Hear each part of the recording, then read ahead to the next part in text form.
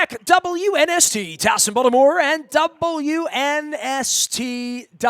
We have been talking plenty of Ravens in the aftermath of the Super Bowl, and I caught up with a lot of friends in Miami. This is a guy I did not catch up with in Miami a few weeks ago, and I was going to talk some football with him because that's what he does for a living. He's covered the National Football League only for 43 years in Houston for the Houston Chronicle and on radio there and in Nashville with the Allers, but when I think of the Houston Astros, I think of my cousin Louisa in Katy, Texas, who she wears her Astros gear proudly. And I think of this guy who I've had many, many baseball conversations with. And I don't know his opinion all that much other than what I see on Twitter. I'm looking forward to having a spirited fan guy thing with John McClain. He's McClain _on_NFL out on Twitter and in Houston, but hanging out in Florida. Are you in Florida for spring training, or are you there just getting off the grid, McClain? What are you doing, man?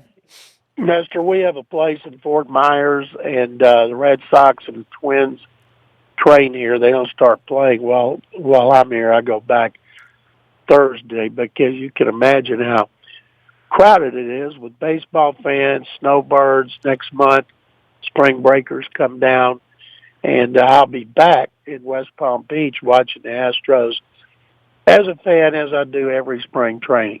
Well, I mean, I could tell you to explain your Astros fandom, but, I guess it goes back to the Colt 45s and Jimmy Wynn and, certainly through J.R. Richard and Nolan Ryan and all that. But to have this scandal on your franchise, after reporting about Bill Belichick all these years, you're a season ticket holder, you go to the games, you buy the playoff tickets, you got the pom-poms and the bumper sticker and the World Championship hat and shirt and all that stuff.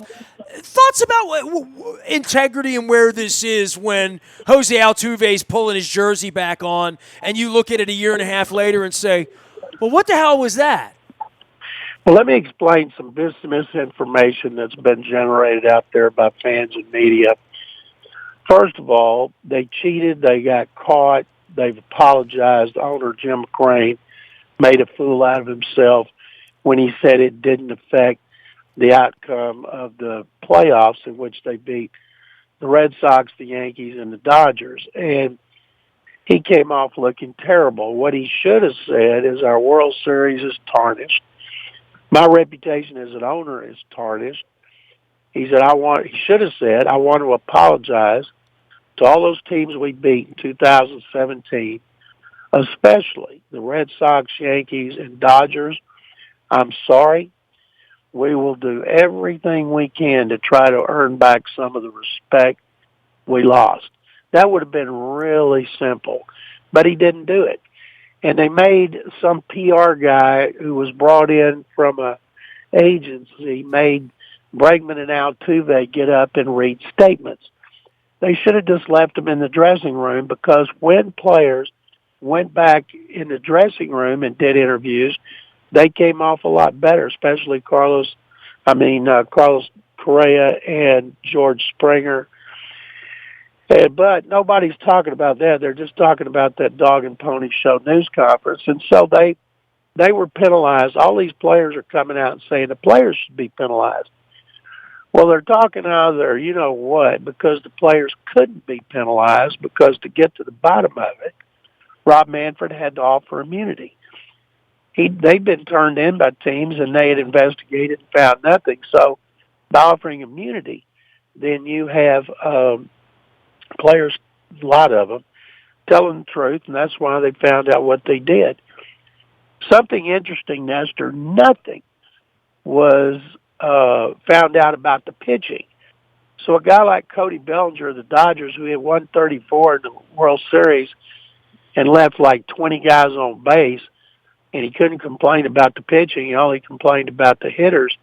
And the trash can banging didn't go on the road. And some players didn't use it. If you listen to Correa said he used it. He said, I did. It was wrong. I apologize. But he said 3 players, Tony Kemp, Josh Reddick, and Jose Altuve, did not. And when somebody would do it, when Altuve was at bat, he'd go in there and chew them out and tell them not to do it. The league investigated the buzzers, found no evidence they were using buzzers. And Carlos Correa pointed out 2 things that had already been known.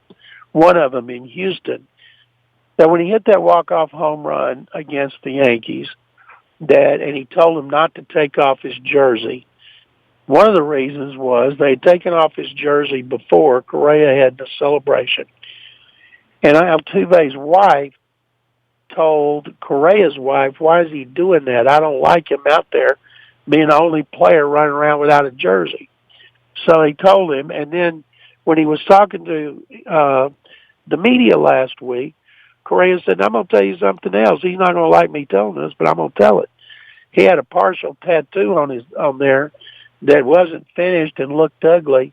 And between my wife getting chewed out by his wife, and that, he didn't want his jersey off. Now, whether people believe that or not, of course, nobody does. I don't believe fans. that. I'm kind of smiling. And John, he does have a tattoo. They showed it. And I thought a great meme was this, obviously put out by an Astros fan. It says, we've come to the bottom of the tattoo. And they showed Altuve a close-up of that tattoo, and it was the MVP trophy that somebody had photoshopped in. I thought that was hilarious. And you mentioned fans earlier. I got a lot of friends that go on the road to Astros games. Excuse me. Excuse me. And especially up to Arlington to watch the Rangers. And they're worried this year for the first time they take their Astros gear on the road, they're going to get abused by fans. And I've told my friends, do not do it. The night games, fans get drunk. They're going to be insulting, and it's going to lead to fights. And if fans come to Houston like Yankee fans do, and they start mouthing off about the Astros and cheating, there's going to get ugly in the stands. I think the fallout from this, Nestor, is going to be terrible. As far as players, and the Astros don't play the Dodgers. And they did win the 7th game of the World Series at Dodger Stadium. And they don't play the Dodgers, but the All-Star game is at Dodger Stadium. The Astros always have a lot of All-Stars, including Altuve, who's voted as the second baseman every year. Can you imagine what the reception will be at the All-Star game when Astros are introduced? Do you believe he wore wire, and do you care as a fan or as a journalist? I don't believe it. I've talked to too many people that are in that dressing room all the time, and they said Rob Manfred. Here's something I don't understand. People believe Rob Manfred when he said they cheated in 17, but they don't believe him when he said they didn't cheat in 19. Now, why do you think that is? I really don't know what the immunity... They choose to believe what they want to believe. Well, yes, they cheated in 2017, banging on a trash can. And I'll tell you something else that's weird.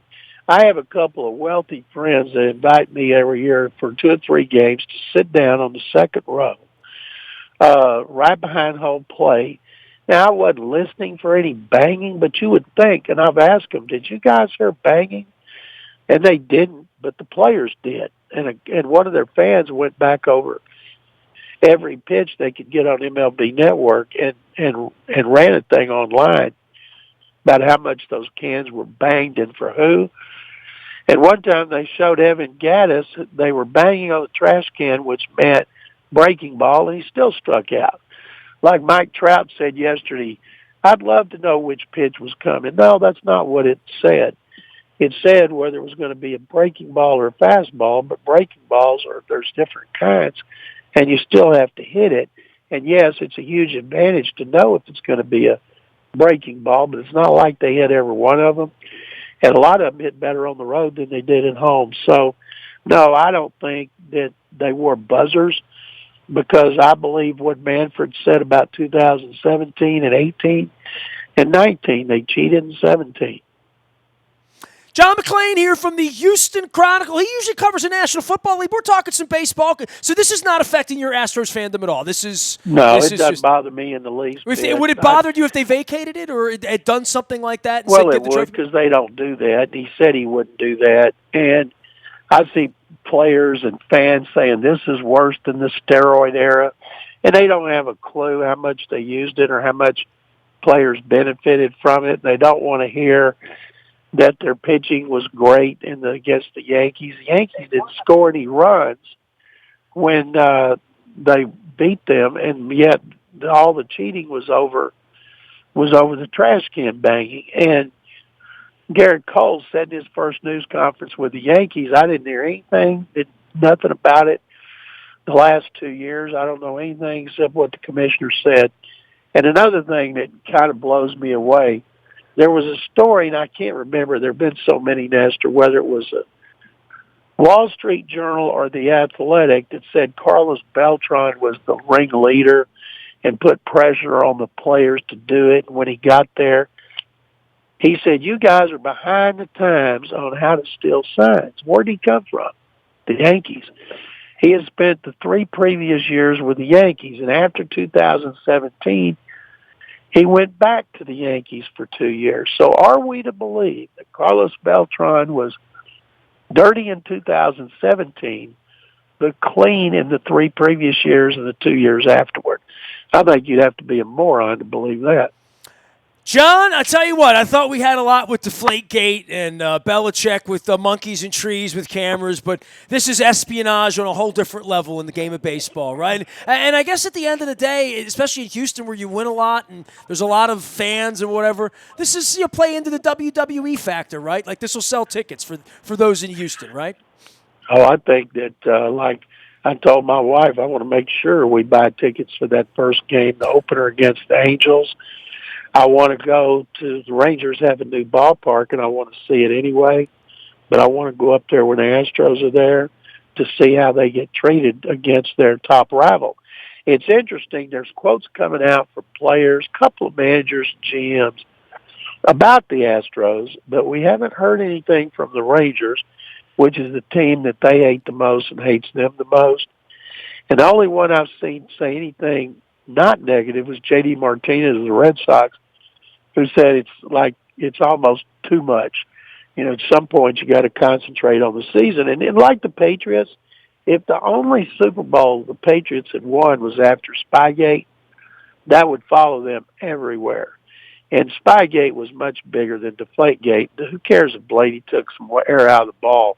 But the reason they were penalized so severely for that is Goodell told them after Spygate, if you get caught again, we're coming down on you extra hard, and they did. It'd be like if the Astros had been told next time if they get caught cheating again, they're coming down even harder. And if you want to shut people up, win. Beat them and win. I told my buddies, I said, can you imagine what's going to happen if they have a losing record or they don't make the playoffs? Then everything they've done for 3 years will be tarnished.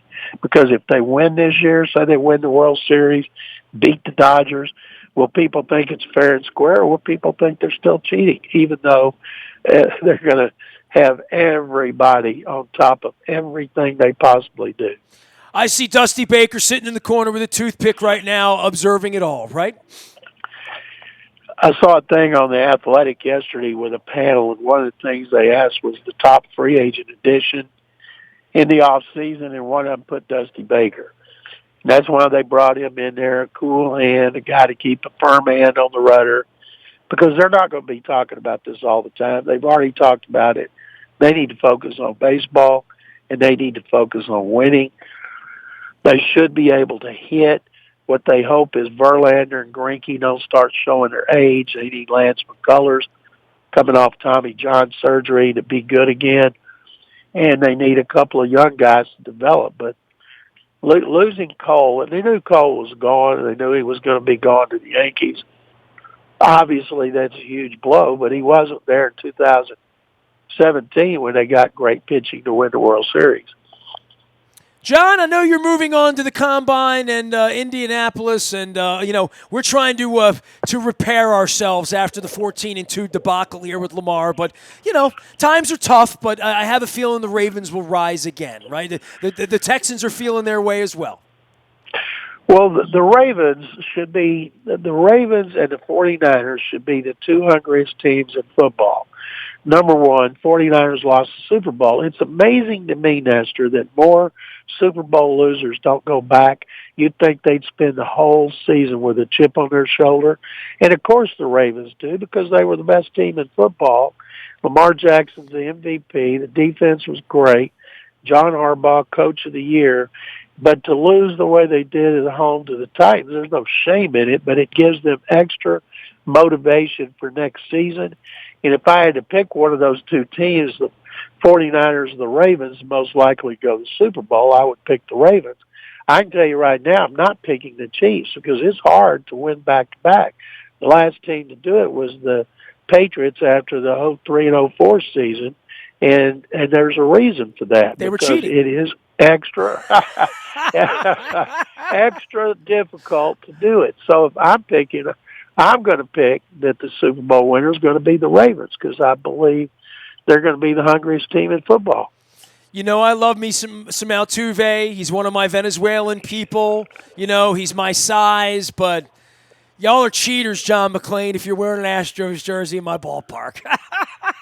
That's just the way it is. That's what everybody will believe, and it's going to be an unprecedented season in which people, they're going to get booed in every season, media, players, social media.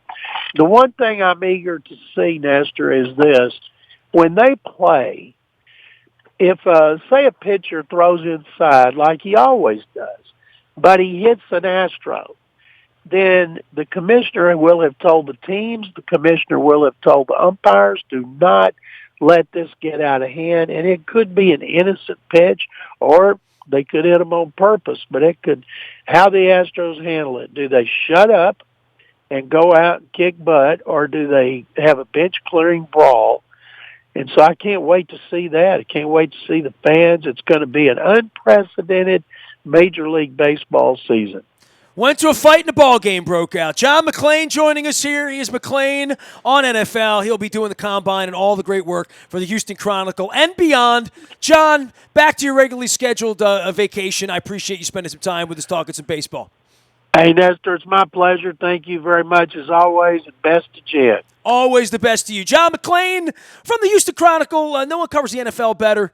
Man, I tell you what, McClain and I, at some point we're going to go to a ball game together. I don't know when that's going to be. The Astros do come to Baltimore, so I see some Orioles fans say, we're going to go out and boo them. And I'm thinking, we got our own problems around here. Let's just try to get to 99 losses, right?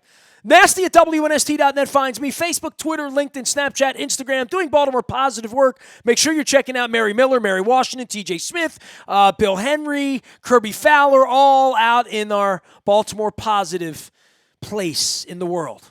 We are WNST.net, AM 1570 at WNST Towson, Baltimore, and we never stop talking Baltimore sports.